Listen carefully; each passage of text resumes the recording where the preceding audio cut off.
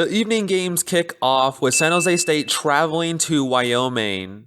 The Cowboys haven't gotten much mention from me, but there's a reason why I'm talking about them now. They are on a 3-game losing streak that they need to snap immediately, while San Jose State needs some sort of momentum to keep the dream of a winning season alive.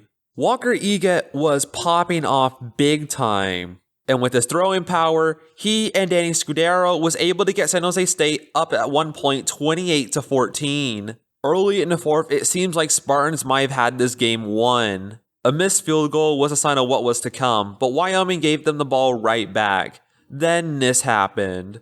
And here we go, a chance for Wyoming to get off the field. Ward, empty backfield, has to get rid of it, it's blocked, picked up by Wyoming! The Cowboys wrestle the loose ball! Rolling towards the end zone! A rootin' tootin' good time for this Wyoming defense! Wyoming would score on their next 2 drives as well, leaving no chance to respond from the Spartans. With under a minute left, Wyoming would break the tie to take the lead. Caden Anderson, while not having a perfect game, had over 300 passing yards and 2 touchdowns. For reference, Walker Eget had 4 with 0 interceptions. But with momentum slowing down in the third and the mistakes in the fourth, Wyoming was able to move up to 3-3. If you take a look at the Mountain West preseason poll, with how the season has played out so far in the general scheme of the conference, there has been a lot more parity than some people might have expected.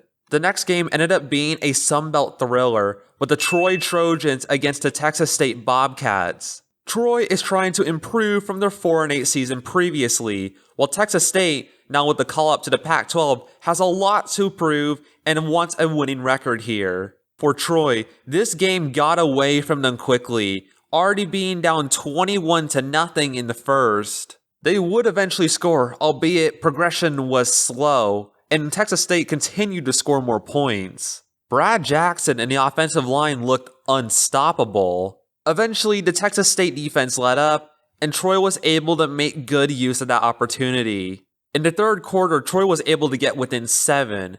Then they were able to get within 4. The Bobcats made it difficult for them though, and then we get to the fourth quarter. With 4 minutes to go, Troy needs to make up 62 yards, now down 8. The big play would come from Tucker Kilcrease, who threw 20 yards to Ethan Connor. The Troy quarterback and the Troy offense was starting to catch up, but then it happens. They make the touchdown pass and a 2-point conversion, leaving Texas State with the ball, and with a minute left, they would miss the game-winning field goal, sending it to overtime. Troy would get the ball first, and they would score a touchdown with just 5 plays, electing to go for an extra point.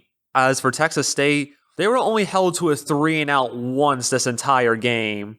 This time, they had no chance but to go for it on 4th down, and they couldn't do it.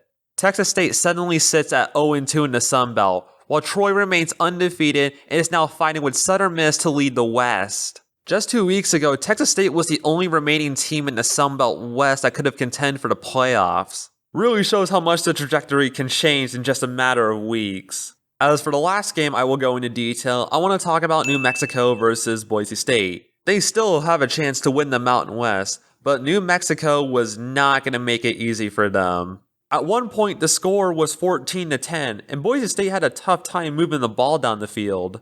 But things eventually clicked for the Broncos. A 3-point difference in the fourth turned into a convincing win for Boise State, who would have 3 touchdowns alone in the fourth, while New Mexico turned it over twice. It wasn't the most clean win ever, but Madsen had a good recovery after their loss to Notre Dame. Now with UNLV and San Diego State, I'll get there, they sit alone, undefeated, at the top of the Mountain West. As for the other significant evening game, San Diego State rallied against Nevada 44-10. Now a pretty surprising 5-1, 2-0 in the Mountain West. Led by Jaden Denegal, the entire O-line for the Aztecs played a role in this win. The Saturday slate of games ended with Utah State versus Hawaii, and it was won by the Rainbow Warriors behind Ali Huddle's over 400 passing yards. A big factor in this result would also come from Utah State's penalties, where they would accumulate 11 flags, totaling 73 surrendered yards. With all those games out of the way, a chaotic week in Groupies history has finally concluded. That will wrap up the game recaps for week 6 and 7 of college football. Thank you all for watching, everybody. We're going to get into the eliminations, the standings, and everything else. This will be a little bit more complicated this week. Bear with me. There were actually a couple of teams that were up for elimination this week, but like last time, there were only 3 teams that were eliminated. Now down to our final 5th team. The teams who lost were Toledo, where Bowling Green came back from a 21-0 deficit, New Mexico, who were convincingly beat by Boise State, and Texas State, who suffered yet another heartbreaking close loss in the Sun Belt, this time by Troy. As for teams in danger of being eliminated this week, there are 5, 4 of these being 2 lost teams, the only exemption being North Texas. The 2 lost teams are New Mexico State, Hawaii, App State, and Old Dominion. In terms of the undefeated teams, we finally see some movement with North Texas being knocked out thanks to their loss to South Florida. The 3 remaining teams are now all 6-0 and at least qualify for a postseason bowl game. One of these teams is now ranked, that being number 22, Memphis. They sit technically second in the standings, right behind Navy, who has already played 4 games, going 4-0. But the 19th ranked South Florida Bulls is right there with them, followed by Tulane, Florida Atlantic, Army, and the rest of the one-loss conference teams right there, with the winningest one being North Texas. Western Kentucky finds itself as the only 3-0 team in Conference USA. Surprisingly enough, Kennesaw State is just behind them, and the same goes for Jacksonville State, who are currently 3-3. There are still some playoff contenders if everything goes their way, such as Louisiana Tech and New Mexico State. The MAC becomes the first conference to have all their teams eliminated from playoff contention, but Western Michigan, welcome back 2016, sits on top of the MAC, followed by undefeated Buffalo and Miami, Ohio. While it seems like the back markers of this conference may be decided, there still is a lot of parity around the top, so it will take a little bit to determine who actually is good. The runner-up in the MAC championship previously looks like a good pick though. The Mountain West has UNLV standing at the top, and San Diego State joining UNLV and Boise State as 2-0. Even with that tough loss to Washington State, they are now at 5 wins, and the same can be said for Fresno State and Hawaii, both of which are still in contention somehow. Maybe they don't look as strong as the American, but it's going to be an exciting championship fight, at least for this conference up until the very end. UConn is now the only team here with above 500 record, while Washington State is 3-3, and Oregon State has yet to win a single game. The West, unfortunately, no longer has any Sunbelt contenders for a playoff, but in terms of the championship game, Southern Miss and Troy are tied. For reference, Troy was near the bottom of this list 2 weeks ago. Texas State, who were previously 3-1, have now fallen to that position. Out of the 2 divisions in the Sun Belt, it is the weaker side, but it will probably have the more interesting fight to see who gets in the conference championship. As for the Sun Belt East, James Madison stands at 5-1, 3-0 in the conference, followed by Coastal Carolina and Marshall. The other 2 possible contenders for the playoffs are also 1-1, those being App State and Old Dominion. Now on to a new segment. Times are changing, and as for the coaching carousel, which has now seen the most firings of coaches so far up to this point, at least in the last 15 years, G5 wasn't spared from it. On the morning of October 12th, Oregon State fired Trent Bray after a 0-7 start, replacing him with interim coach Rob Akey.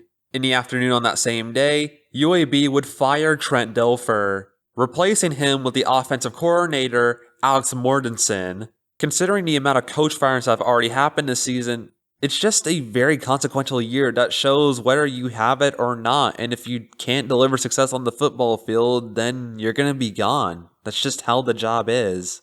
I don't like talking about it for too long, but I hope these 2 programs can recover as they attempt to rebound during this year, during this new era of football. Alright, on to Team of the Week. The winner of Week 6 would have been Arkansas State, who would have defeated Texas State 31-30. I decided to keep the no repeat rule until now, because for the winner of Week 7, we have the ranked South Florida, who easily defeated North Texas by a dominating score. It really wouldn't have been right to put any other team on here, because South Florida had easily jumped everyone to now become the front runner in the G5 playoff race. That being said, tons of consequential games are still on the line and have yet to be played. And with 5 days of football coming up, I know it's less, I know I'm late, I'll get there one day. It is only beginning to get that much crazier in determining who will be the contenders for making the postseason, the conference championships, and the playoff. We'll see how all the narratives play out. I know not all of them held up after the past 2 weeks. With our final 15 teams, thank you all for watching, everybody, and I will see you all next week.